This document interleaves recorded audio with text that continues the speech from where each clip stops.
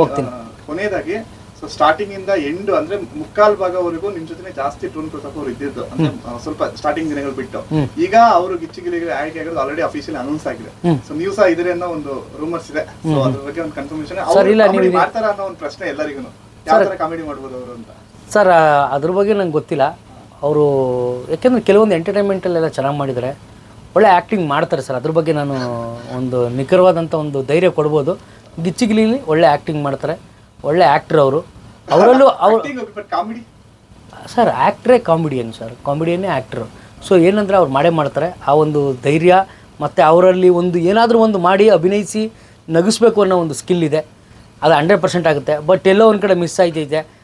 ಈ ನಮ್ಮ ಅಣ್ಣನೂ ಇದ್ದಿದ್ರೆ ಚೆನ್ನಾಗಿರ್ತಾಯಿತ್ತು ಅಂತ ಇನ್ನೊಂದು ಬೀನ್ ಬ್ಯಾಗ್ನ ಗಿಚ್ಚಿಗಿಲಿಗಿಲ್ಲಿ ಪ್ರಾರಂಭ ಮಾಡ್ಬೋದಾಗಿತ್ತು. ಒಂದೇ ಬೀನ್ ಬ್ಯಾಗ್ ಇದ್ದೀನಿ. ಸೊ ಹಂಗಾಗಿ ನಮ್ಮ ಅಣ್ಣನ ಯಾವ್ದಾದ್ರು ಒಂದು ಎಂಟ್ರಿ ಬರ್ಬೋದು ಅಂತ ಎಕ್ಸ್ಪೆಕ್ಟೇಷನಲ್ಲಿ ಇದ್ದೀನಿ. ನಿಜ ಪ್ರತಾಪ್ ಮಾಡ್ತಾರೆ ಸರ್, ಆ ಕೆಪಬಿಲಿಟಿ ಇದೆ. ಯಾಕೆಂದರೆ ಅವ್ರಿಗೆ ಆ ಒಂದು ಎಂಟರ್ಟೈನ್ಮೆಂಟ್ ಮಾಡಬೇಕು, ನಗಿಸ್ಬೇಕು ಅನ್ನೋ ಒಂದು ಉತ್ಸಾಹ ಅವ್ರ ಮನಸ್ಸಲ್ಲಿದೆ. ಖಂಡಿತ ಇಲ್ಲಿಂದ ಅವ್ರು ನಗಿಸ್ತಾರೆ ಸರ್. ನಗಿಸಿಲ್ಲ ಅಂದ್ರೂ ಎಂತೆಂಥ ಶಿಲ್ಪಿಗಳಿದ್ದಾರೆ ಸರ್ ಇಲ್ಲಿ, ಎಲ್ಲ ನೀಟಾಗಿ ಹೇಳ್ಕೊಟ್ಟು ನಗ್ಸೋಂಗೆ ಮಾಡ್ತಾರೆ ಸರ್.